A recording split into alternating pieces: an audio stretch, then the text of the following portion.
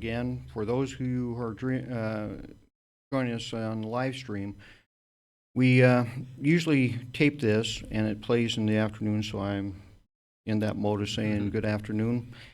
You're actually witnessing history on the sheriff's report because this is our first live stream. This is our first video.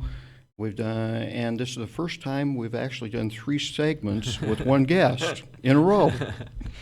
But it's really important topics here. With me in studio today, for those of you who are just joining in, and those of you who are on the radio listening, is the Democratic Chair, Andrew Biviano. Andrew, I appreciate you coming on the program. We've had a very good discussion. I was just recently told that I need to stop being Bill O'Reilly and let you talk a little more. I'll work on that. Okay. I'm a good listener, hopefully. And, we ended the last segment with a statement that I made about law enforcement, the state of law enforcement in as far as not being able to recruit new recruits and actually losing recruits because of the current environment of law enforcement officers being assassinated in the United States. And at a rally, I made the statement that never in my history have I seen this, and I laid that at the feet of Barack Obama. People took exception to that, and Andrew and I were getting ready to have a discussion on a deeper end of that conversation. And I had explained to Andrew why I believe that. I believe firmly that had President Obama simply went, time out, folks, knock it off, we need to find out the facts, let's get the facts before we get upset, made sure that those investigations were done correctly, and then came out, and if law enforcement had done something wrong, held us accountable. We're not opposed to that. I've held 63 people accountable, ultimately accountable. They don't work for this agency anymore because they didn't do it right. We're not afraid of accountability. As a matter of fact, I tried to get legislation passed in 13 and 14 that said law enforcement officers should not be allowed to lie or commit crimes on duty. We couldn't even get that out of committee. So law enforcement leaders aren't afraid of that topic. At the same time, when law enforcement does it right, had the president come out and said, okay, folks, they did it right, so let's calm down. But Andrew, you bring up a very, very interesting part of that, because you bring up the social side of it. And I really would like you to kind of frame that so we can have that discussion on the social issues that quite frankly, I think fuel this. I think you would agree with that. Yeah. So I think that we don't get anyone to actually calm down by telling them to calm down. Never worked for me in my life, on me or when I try it with somebody else. And we've talked a lot today about the importance of empathy, not just seeing someone, but listening to them and understanding them. We talked about in the context of Trump, how reason why he won probably because he actually articulated and felt the pain of millions of Americans who have been told to calm down and not worry about it for decades and actually haven't gotten their needs addressed. Talk about that with needs for law enforcement to have that sort of. Where we don't see that happening in this country is with people of color. I know people disagree with me. They think, no, we talk about race all the time. But I challenge people to look at what we talk about when we talk about race. Do we talk about the actual people who are being victimized or suffering, or do we talk about ourselves? Because what happens too often is we start talking about the really important issues and we wander off, especially white people like ourselves, and start changing the subject. Yes, that was terrible, but was it justified? Did he do it the right way? Was the officer really to blame here? And what we keep missing when we do that, there is nothing in life that is worse than losing your child. That is it. all of us would rather die ourselves before having our child be taken away from us, whether it's by an accident or on purpose, a good faith mistake or intentional, doesn't really affect the fact that that is the worst trauma one can have. And to tell someone who just suffered that, calm down, wait until we get all the facts, is never going to work. And it is insulting and only adds to their pain, that they're not entitled to that pain because it's really about us more than it's about them. And what Obama recognized was this, and that's what I think we should all recognize, is that regardless of whether the officer followed the rule book, it is agonizing when a 12-year-old boy gets a new BB gun and goes and plays with it in the park and gets killed for it as a result. Whether it's the officer's fault or not, he shouldn't have died in that situation. He was 12, he's doing what 12-year-olds do, and he ended up dead as a result.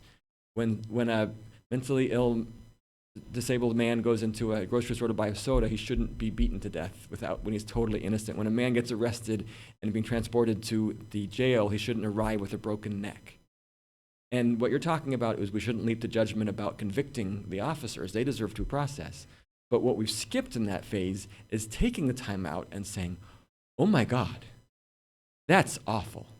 I am so sorry that happened to you. We can do better, and let's talk about how. If someone like yourself or anybody else who was clearly on a spokesman for law enforcement just did that, just give people hugs, figuratively or literally, and said, I'm not even going to talk about the officer right now because that's a different question about whether he deserves punishment. Let's just talk about you. That would change everything. That would take the oxygen out of the fire rather than adding to it. It would make people stop with the demonstrations that sometimes get violent. It would stop the narrative that's being told. But what law enforcement and other people, allies, are accidentally doing when we jump to the question of criminal responsibility or who's to blame is we're forgetting that stage, and they need to be heard first. Let me address that, because I think that you miss a very important point here. When I say telling the country to calm down, that is a phrase of expressing what needed to happen. How you do that is the important way. And being in law enforcement for 27 years, I've learned that there is a proper way and there is an improper way to do that. And you can tell people to calm down in a very variety of fashions. But when you show the compassion, that's when you really get people to calm down. So law enforcement gets that. Case in point, there was a tragic situation where somebody was arrested. They had a medical emergency. They ended up at the jail. That medical emergency continued, and they died.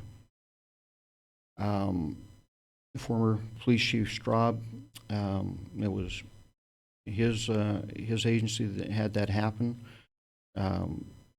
We brought in the community.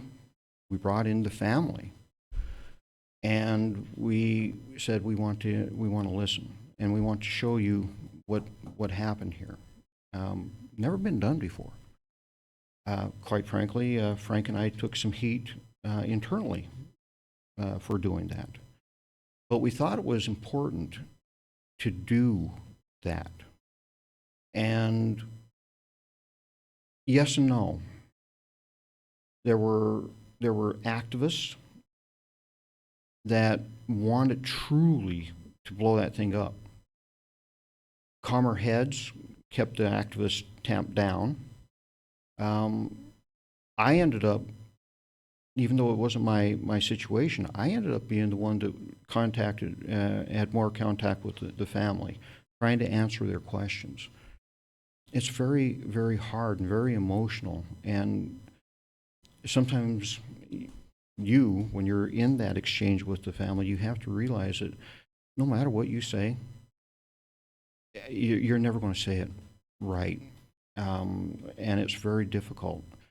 And it's hard to look at a family knowing that they've lost somebody. And you can't fix it. And you can't make them not feel their grief. But you can help share it. Yeah, we can share it. We can also make it a lot worse on accident. Law enforcement is not the only career that has lives on the line, and where mistakes can cost someone their lives. It happens a lot in medicine. Yes, it does.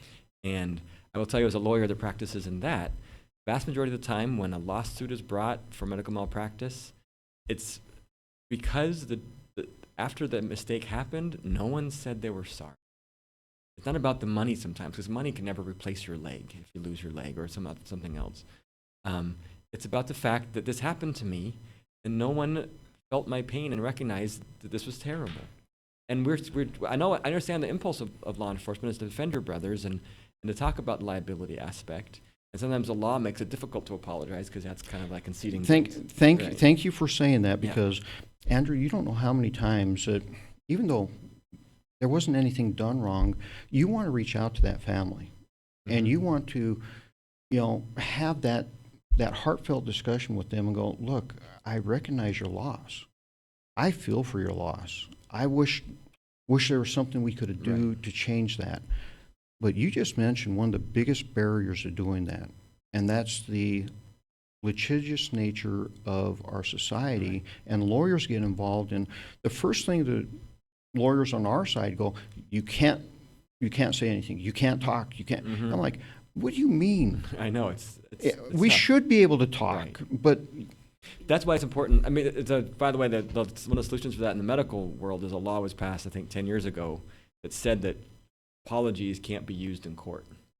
And that was one of every side agreed that would help a lot of these cases get resolved if the doctor was able to say, I'm sorry, it happened to you, without that being used against them.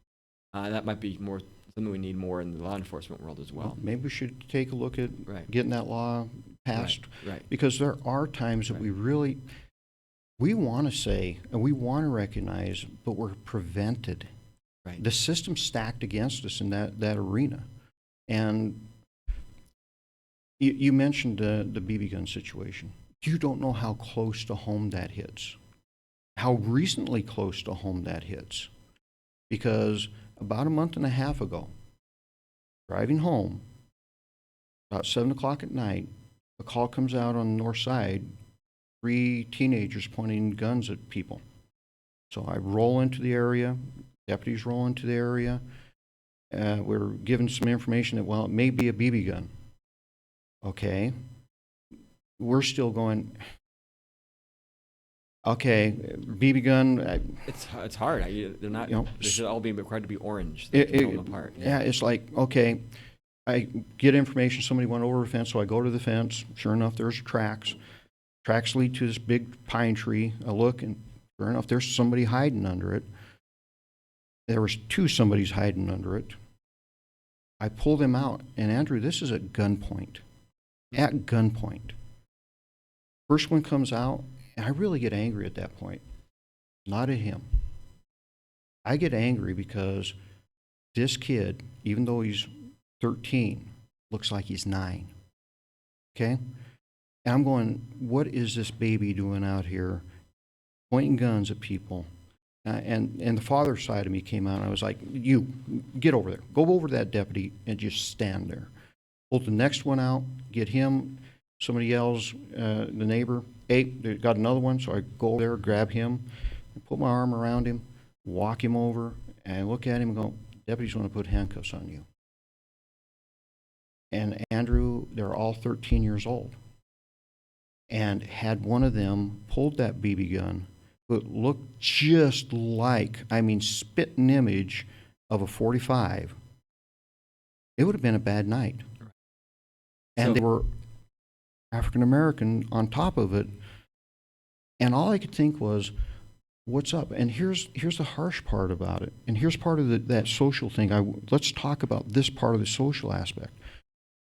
Where's your parents? Mama's working. Okay. Where's your dad?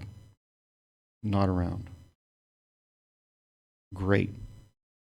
Dad's outstanding. Mom's working really hard so you can have things, and you're out here pointing guns at people. Not a good thing. Right. So, yeah, I understand. And I think we can say it often enough, and I don't think that they can say it too much, to say people understand how terrifying law enforcement is as a profession. That's why a lot of us don't go into it. We admire it so much, like fire, like military, like police. It's all about putting your life on the line. My brother's in law enforcement, as I mentioned to you, and I've done a little bit of mental health where I've been physically assaulted and realized It's a really hard job. But we, again, keep getting, I think, away from the topic that people of color need us to talk about, which is, why does it happen to them more often? How does it feel? Why is it that they feel that when one of their family members die, it's not as big a deal? And that we are more concerned about whether the officer is punished than about making sure it doesn't happen again. Because that's the message that's inadvertently being sent every single time that the topic gets changed. The message is, this is the best we can do.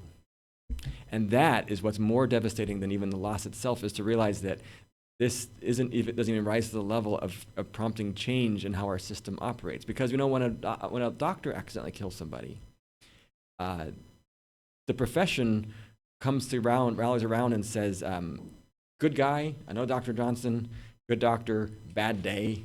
He probably was overly tired or just missed something, but he shouldn't have done that. And there's more faith in the profession because they recognize that the standards are higher than this one instance. What happens too often in law enforcement, and I don't think it's thought out about this, when officers salute when someone just got convicted. When we say that the officer shouldn't be punished for that, is this message is being heard, not intended, but heard, which is, that's the best we can do. And I think what needs to be said is, that officer, just like a doctor, that officer is a good man. Officer Thompson, from everything we saw, was a good officer who had a lot of great things in his history. I think most people thought he just had a bad day. He had some bad information and made some wrong assumptions. He's human. But what we do then is act like everything he did was perfect. And that is where the real harm comes in. I want to see the people talking about the DOJ report that talked about what happens in Ferguson and other cities in which communities are being abused, and just not let the subject change to anything else but how citizens are suffering, how we can do a better job responding to that, and never change the subject. And that would, I think, finally diffuse the tension and anger and make it so that police officers didn't feel like their profession was under attack, because no one would feel like they had to be critical, because there's already self-reflection going. Again, to address that, I truly believe that until law enforcement places communication skills above all other skills, because it's not. I've been working for almost 5 years to get that accomplished. We recently just created a training program here, the only place in the United States. The Spokane County Sheriff's Office created it. It's to recognize bias, how to deal with bias, how to talk to people, and everything else. NPR picked it up. Local news didn't pick it up until NPR picked it up. Then they went, "Ooh, what did you do?" There's three things that law enforcement really stresses: driving, defensive tactics, and shooting. That should be four. Should be communication, and communication should be number one, because if you can communicate, you may not have to do some of the other three. Right. So law enforcement is recognizing this. Getting it changed is another aspect. Going back to, what are some of the causes that relate to this? Give us the ability to weed out the ones that shouldn't be wearing a badge. We tried, Andrew. We tried. See, can I just address that? I think it's important. One, you mentioned earlier, too, the fact that you've had 63 deputies that have gone other ways. Not deputies, total staff. Total staff. Total staff. I think another unintended message there is that people see that misconduct is taken very seriously when it involves, flashing a barista or driving inappropriately or lying. So they know that the potential is there to come down and enforce these things. So when it doesn't happen, when one of their kids has died, they feel even more upset and less validated that their concerns matter. Sure, you'll fire someone for stealing $20, but you won't fire the guy who killed my son. That's something, and that's probably, I know as a lawyer, totally different things legally, that there's different standards and there's different protocols and there's different burdens of proof. But from a societal standpoint, that looks pretty bad and feels pretty bad. Right. So we need to have a conversation that makes them understand that their concerns are even more serious than lying about something. And maybe this is the education piece that needs to go on, because I can tell you, I've been blessed in my career. I have not had to pull the trigger. Been very, very close, but I have not. But I have been in altercations where people got hurt. Mm-hmm. And the first thing that happens in those type of situations is you go from being a law enforcement officer to a suspect instantaneously. Mm-hmm. And the things going on in your mind is, okay, did I cover the law? Did I cover policy? Did I do all these things right? Because you had to make this decision in nanoseconds at times. So from the public side, they don't realize that the minute that trigger is pulled, you become a suspect. And law enforcement doesn't like to hear that, but that's the reality. Okay, it is a reality. Until we find out that you acted properly, that you covered all those bases, you are a suspect. Mm-hmm. I understand that you need to be treated with those rights. Okay. Once that's done, yes, because we're in a unique position. We didn't just choose to be there. We got sent to be there in most you're cases. putting yourself at risk, so there's Right. a self-defense aspect to it. So I get what you're saying is, but at the same time, you have to realize that law enforcement does go through that. And I'll very briefly, one case in this community, officer involved shooting on property, the person's property. The person had a gun, and that went through 8 reviews. The last review, I picked it all up and dropped it on Mike Ormsby's desk and went, "It's now yours, you review it." Right. The officer was found to have acted properly in each and every one of those. But you'll never get some people in the community, and again, quite frankly, because some of the media coverage, to ever accept that this thing went through such an extensive review that so how do you help us convey to the public that we Right. do take this very seriously? I have an answer. I think I do. We understand. I think people understand that the officer involved and the department involved can't speak freely about those instances because there's all sorts of legal questions. Everyone gets that. But everyone else can. So when the Ferguson report came out, not about Darren Wilson and Michael Brown, which was, I think, should have been not the headline. It was a small point. It was one instance. But when the other one comes out, that is, I think, a groundbreaking report that this entire department has been paying for the county government by fining and arresting this entire community of color in Ferguson. That's devastating. And I think if you had come out, and not just you, but everybody said, that's not okay. It's unacceptable, it's intolerable, and we will not tolerate it. And from now on, we're all going to make sure that we don't let that happen anywhere in America. That is like a breath of fresh air that changes everything. So people don't actually want to talk about one instance at a time. They want to talk about the system. And so that's how we can do it, is just start talking about how things like that can be changed going forward. And just to wrap up on that point, in the large sections of the United States, that is not acceptable, it's not legal. But there are sections of the United States that they hire people just simply to write tickets. Right. And I would agree with you that that's probably not the best way to do business. And I can tell you here locally, we don't do that. We have no quotas. There is no such thing. Talk about that. And I'd love to have you back at some point to talk about DOJ and DOJ reviews, because one thing about DOJ reviews that I just read is that there's no standard for them. They're pretty subjective at times. So we can talk offline on that, but I'd like to have that discussion at some point in the future. Folks, this has been Sheriff Ozzie Knezovich with the Sheriff's Report. I hope I gave you more time to talk this time. I feel much better. I was trying to be a good person. And I appreciate you coming in and doing this. Andrew, it's been a pleasure. Thank you. As well. Thank you.